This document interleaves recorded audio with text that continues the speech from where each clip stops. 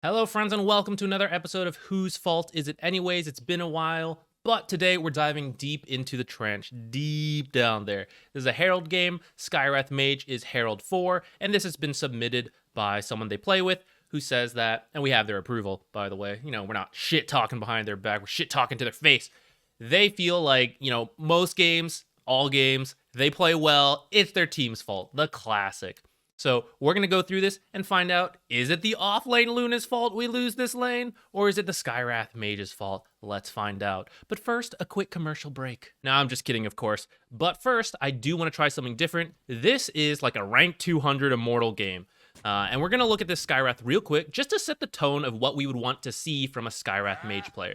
So notice the items. Skywrath Mage buys a lot of stats because, fun fact, Skywrath Mage is tied for the 7th highest attack range in the game. So, in the lane, many people think of Skywrath as, oh, I'm just going to throw out a bunch of spells. It's kind of true, but what you actually want to do is auto-attack a ton, use Concussive Shot for the slow to get more auto-attacks, and after you get them low, then you throw out a bunch of Arcane Bolts because it's a short cooldown but costs a lot of mana, and you blow through all of that to get a kill.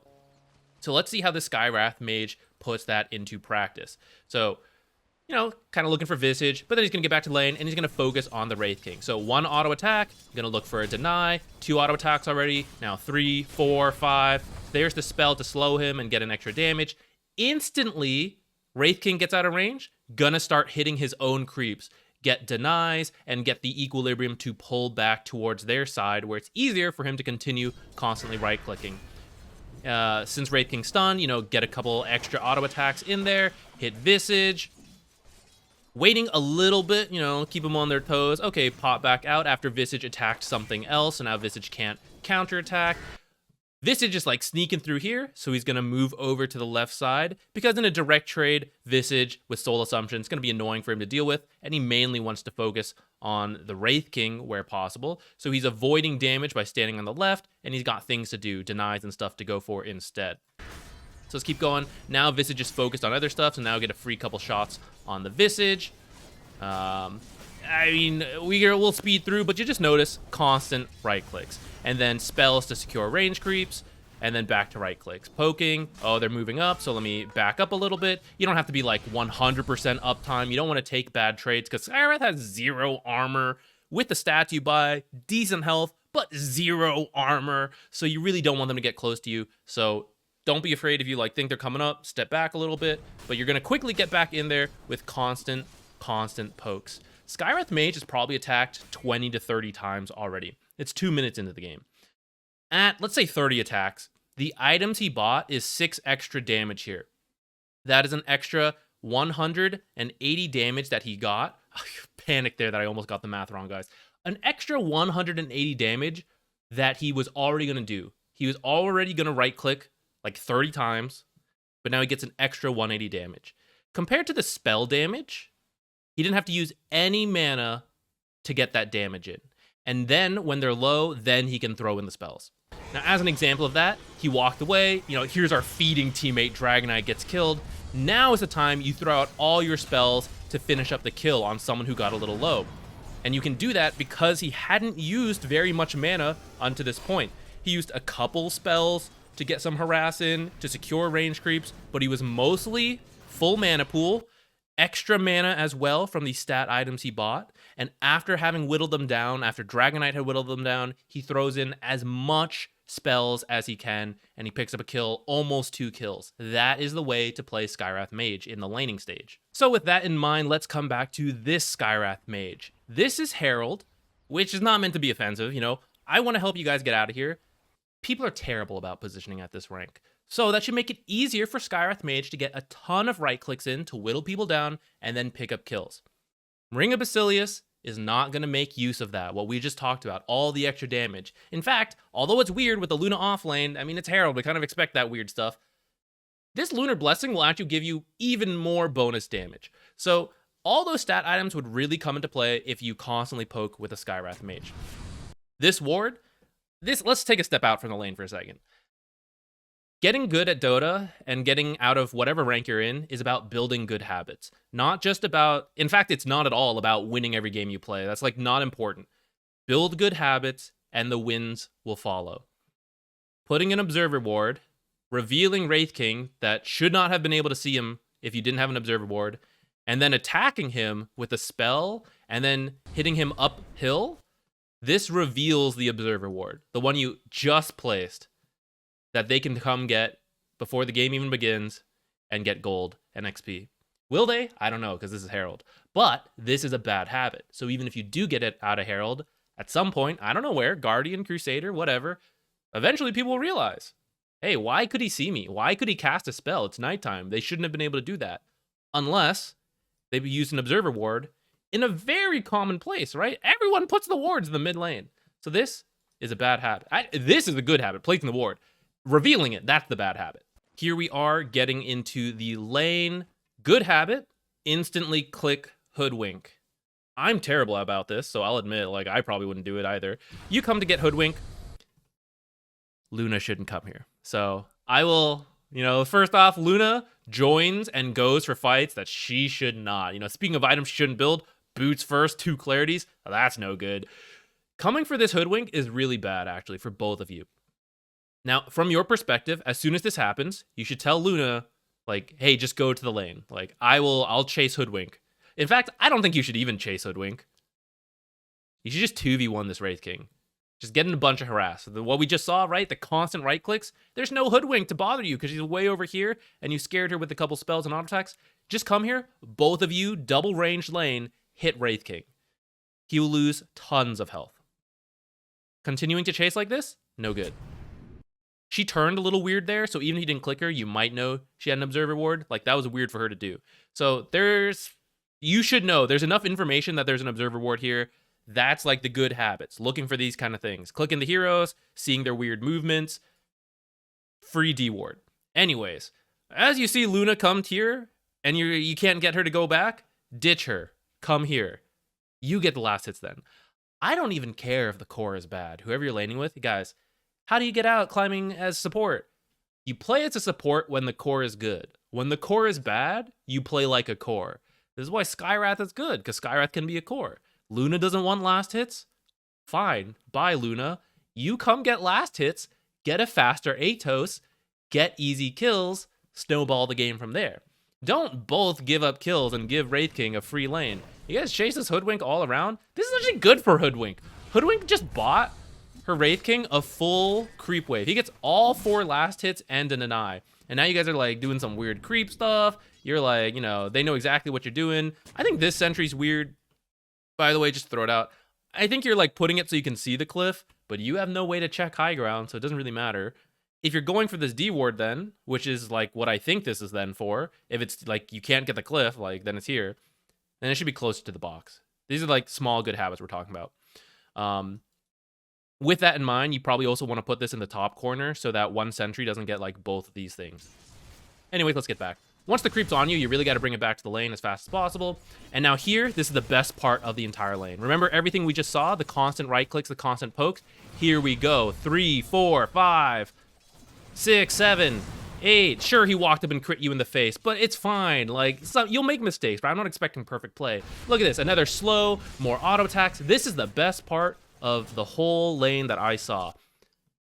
Free deny here. I think you're going to pick it up here in a second. There you go. Nice. And then a couple last hits here for you to get too. There's an extra set of tangos right here. Extra mango. Extra couple sticks. Free items. Faster boots if you're going to do that. Though it is what you do, but I don't think you should do it. You should get like a null talisman and then go into your crowns or like a stick. Buy more regen. Whatever. I'm getting ahead of myself. Luna's doing weird stuff. To be fair, this is really close. Luna almost got a kill here, right? I don't even care what she does. From my perspective, if I was smurfing in Herald, I love this stuff. Get out of here, Luna. I don't need you in the lane. I'm gonna last hit. I'm a core now. But you're kind of like, not, Goodbye last hit, goodbye last hit. Here's a deny. 3 last hits there, totally uncontested. Here's another deny coming up. Didn't do any of that space. Let's think of that as space that Luna just bought us. 4 last hits, 5 now, 6 here. Didn't do a single thing in that entire time with all those. Out of regen, rushing your boots. So this is what I was talking about. That I was getting ahead of myself. The boots aren't going to like do that much for you. You're already faster than everyone in this lane. you really want, like, to continue doing what you're doing. Constant right clicks, and then have enough mana for the spells. Now, you bought the Bassi, so, like, that's your mana. We need enough health. Otherwise, 2 spells, and I'm dead. And that's what you get to, and from here on, we're going to see you, like, play a lot more passively and only use spells for harass, like this. But that means we're never going to have enough mana to do what we saw in the first clip I showed you guys, where you got the Wraith King low, and then throws out a ton of spells at once to finish up the kill along with right clicks. No mana. Can't even use 1 spell. Earlier, we had enough for, like, maybe 1 spell. Just threw it out randomly for damage. But now, Wraith King's low, I want to kill him. This is, like, 2 auto attacks and, like, 3 spells. I don't have any of that mana for the 3 spells. So now I gotta do 8 auto attacks to kill him? And that's hard. That's a lot of time. That's why the spells help you get kills. And now we have no spells because we're just thrown out randomly because you're too low and you're scared and you don't want to approach for, like, the harass. But that's what you need to do. You need to solve your health issue here, which is either through more tangos. The last clip you saw him buy 6 and the stat to help him. It's classic Skywrath, right? Go die to a tier 2 tower. You're already fast. Run home, regen, come back. You know, doesn't need to be perfect, but we can't, like, be scared hiding back here. We should be, like, over here, constantly poking Wraith King and then going for denies. You know, you don't want to be near the Hoodwink because we talked about it, like 2 spells and I'm dead. So be over here. But now we're just, like, way back here, not really using my long range. Another, like, 2 spells. Sure, we're harassing him a little bit. Didn't get a kill, though. And now, like, you know, mana-wise, let's do some math. Do I have enough to use 2 spells? Not yet, but kind of close. But then the power of Arcane Bolt is the low cooldown. So can I use it 2, 3, 4 times in a fight? No. I need, like, full mana to do that. And I do not have full mana to do that. Trading with Hoodwink, trading with Wraith King, they're getting low. I wish I had more mana. I wish I had regen to keep poking them, but instead I'm just watching them. I'm not going for denies. Now I'm, like, coming over here. Let's talk about building good habits. Maybe you already clicked this by default and you just didn't see the observer in time to cancel it. I get it, I've done that. But that's why you should probably just walk over here first, see what you see. You see an observer? Get it. Free observer. Not really free, you spent 2 sentries, but whatever. You get the observer, that's great. Don't put your observer right where you just denied it. This camp is blocked. I don't know if Hoodwink's going to do anything about it, but if you actually climb out of Herald, you will reach a rank where people will do something about it, and they should put their sentry, like, here or here. Now, because you killed their observer, or you're about to, they should put it down here and get whatever sentry might have gotten this observer, and this will give them the best shot for it. Totally unbeknownst to them, free D-ward for them now. So you're not really pulling ahead getting this D-ward if they're just going to come by in, like, 30 seconds, a minute, and get your D-ward. In fact, technically yours is worth more because more time would have passed. So after you find an observer here, you can't put your own observer, like, right next to it. It's going to get D-warded.